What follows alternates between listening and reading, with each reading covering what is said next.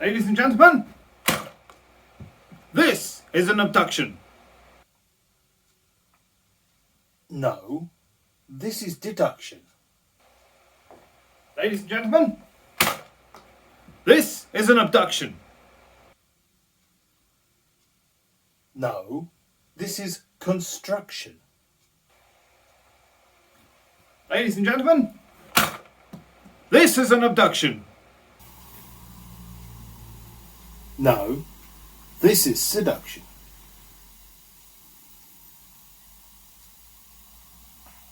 Go away, go away.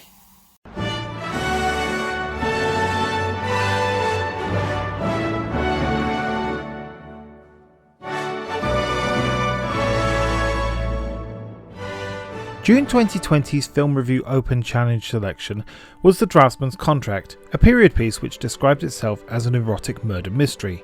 It was one of the most boring films I have ever reviewed and unfortunately made me apprehensive for this month's selection, The Abduction Club, which is a period romantic comedy. The universe decided to get even though, because once again I couldn't get a digital copy and so I bought the DVD, fully intending to watch it on my holiday in Devon. However, I forgot the DVD, so we ordered another one. But since the website crashed during payment, we ordered it again, and now we have 3 copies of The Abduction Club on DVD. The film was released in 2002 and doesn't have the most well-known cast. Hopefully though, I'll enjoy this more than the last period piece I reviewed. Here's my review of The Abduction Club.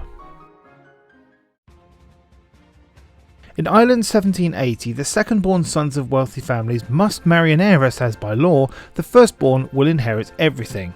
This leads a group calling themselves the Abduction Club to form where they kidnap wealthy heiresses and try to convince them to marry over one night, returning them the next morning. The club, run by Sir Myles, has rules on how this must be done in a certain way, and so when Garrett Byrne's name is the next selected, the plan is to have him get to know Catherine Kennedy before her abduction. At the races, Byrne is accompanied by James Strang posing as his manservant. He gets into an argument with Catherine's younger sister Anne, which annoys Mr. Power, who's courting her. During the abduction of Catherine, which goes wrong from the start, Anne is also abducted by Strang, and as Anne is only 17, so Myles demands that both be returned under risk of expulsion from the club. The two refuse, and so the club leaves the two friends, the sisters they want to marry, and Knox, a member who stands by Byrne but isn't the most refined member.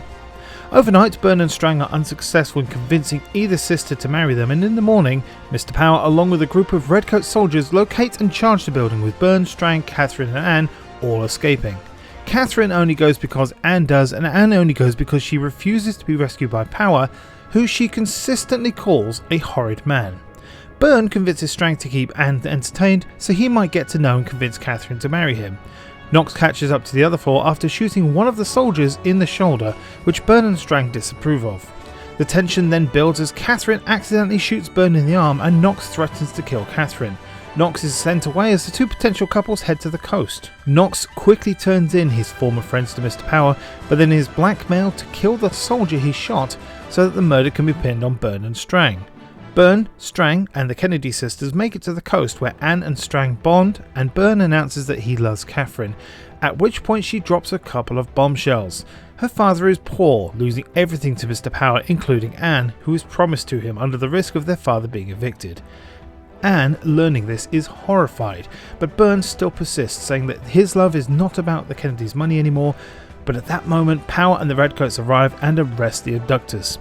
The two are convicted of kidnapping but cleared of murder. Despite this, they are sentenced to be hanged by the Attorney General. During the hanging, instead of the two criminals, a daring escape is executed instead. The Abduction Club rally together to save their former members and send them to the coast where a ship is waiting to take them to the Americas. This has all been arranged by Mr. Power, who finally has Anne's consent to marry as long as the two friends go free and a dowry is paid of 5,000 guineas to Catherine. Strang and Byrne refuse to leave, even turning down the deeds to tobacco farms in Virginia as they want to leave with the Kennedy sisters. At this point they fight with Mr. Power and Knox, who stands at Power's side. Byrne and Strang win the fight, head back to the Kennedys' house and ask the respective sisters to marry them. Both agree and they head off on horseback to a new life. Well, that was a lengthy summary, wasn't it? When I write summaries, I try to include only the details that matter. So the fact that I've barely left anything out this time should tell you that there's hardly any fat in this film. The story is well told, fast paced, and honestly not that long. There's enough nuance and background to give the characters depth, and a lot of moments that really help you get to know who you're supposed to know. I'm not sure how romantic this rom-com is. I know the premise is loosely based on true events, but as far as the story is concerned, everything makes sense, though I'll come back to this point later. The comedy in it is based on wit and the fact that the two couples don't get on, but in different ways. Anne wants to be swept off of her feet, but is left disappointed by her captor. You know that old joke about a knight in shining armour actually being just a prat covered in tinfoil? Like that, basically. Her dislike of Mr. Power at one point makes her run away with Strang, this after she's already turned him down for marriage. She at 17 wants the adventure. Anne is played well by Sophia Myles, who I mistakenly identified as Keira Knightley in my livestream. Oops. I thought I recognised her from somewhere, and looking at her filmography, she was Lady Penelope in the awful 2004 Thunderbirds live-action movie. Hello, boys. I don't remember that film very fondly, so what else was she in? Oh, she was Madame de Pompadour in the Doctor Who episode The Girl in the Fireplace. A really great episode with a lot of heart. Interesting fact, Madame de Pompadour died in 1764. If the Abduction Club was set in 1781, an argument could be made that Anne Kennedy could be a reincarnation of Madame de Pompadour. Fictionally, of course. Of the three roles I've seen her in, Sophia Myles seems to play very similar roles each time. A woman who is strong-willed, well-spoken, and willing to do whatever is necessary to get what she wants. Alice Evans plays Catherine. She's probably best known for The Vampire Diaries, although I've not seen it myself because, in my opinion, vampires suck.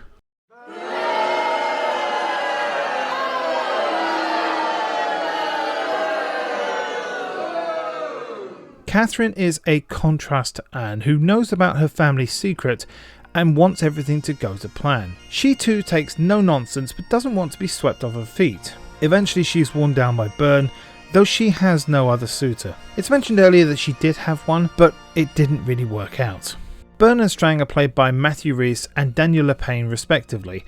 They do an adequate job, nothing stand out, and the same goes for the supporting cast, including names such as Liam Cunningham, Tom Murphy and Edward Woodward. I can't tell if the actors were instructed to use Irish accents, as most seem to be English, but some have a hint of the accent. The one thing I can be thankful of though is that I can understand what's being said.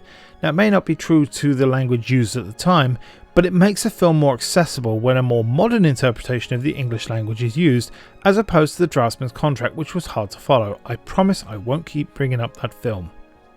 In my research, I wanted to know how accurate the true events were that this film is loosely based on. The words loosely based on are usually a red flag for me, as it means that a lot of creative license has been taken. And the more I think about it, the more the premise seems off. I joked in the recently age-restricted review of 50 Shades of Grey that the only reason that this was a romantic comedy is because he was a billionaire, but I think it's worse here.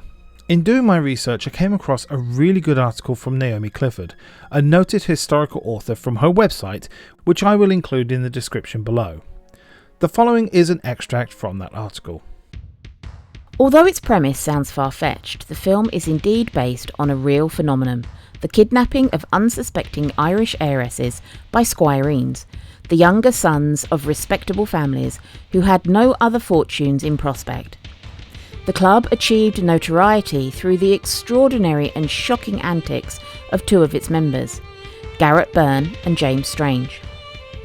In 1779 they carried off sisters Catherine and Anne Kennedy, aged 15 and 14, hauling them around Ireland from one place to the next until, their resistance worn to shreds by threats, they gave in and were married. After 5 weeks, during which they continued to refuse their husband's sex, Strange was said to have been so angered by this that he struck Anne in the face with a pewter pot. They were rescued at Wicklow and restored to their family and friends. Byrne and Strange fled to Wales, but were caught and tried at Kilkenny.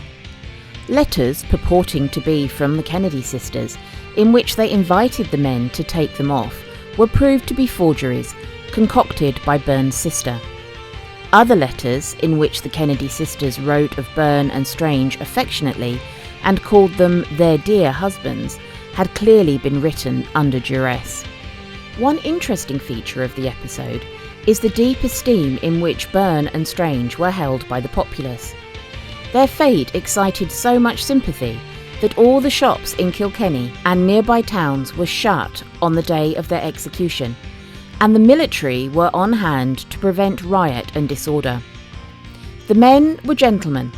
They had married the Kennedy girls rather than simply raping them, and abduction was not seen as a serious crime. So many of their supporters were astonished that their sentences were not commuted. Naomi's new book, Under Fire, The Blitz Diaries of a Volunteer Ambulance Driver, is available to purchase now. As noted from the article, Byrne and Strang, or Strange, were made into heroes whilst the Kennedy sisters were vilified, and this movie doesn't go as far as making the sisters out to be the villains. That's what knocks them power for, but the men are definitely protagonists in this story. There's something to be said about the girls' real ages too. After all, Strang is excluded from the club for abducting a 17-year-old, but in real life she was 14. It's likely that these ages were changed to modernise the film, like the language I mentioned earlier. After all, in the 19th century, they were both legally old enough to be wedded. Back to the film, and I can half recommend this one overall. It's not bad, but it's really not my thing. The story and acting is fine, I do enjoy moments, but the overall premise and themes means I'm not likely to see it again. The history behind it was interesting to look into, but it's like seeing how the bacon is made, if you know what I mean. Give it a try if you want something different, but just don't buy 3 copies of it on DVD. Next up for the Film Review Open Challenge is Stigmata. For now though, thank you very much for watching.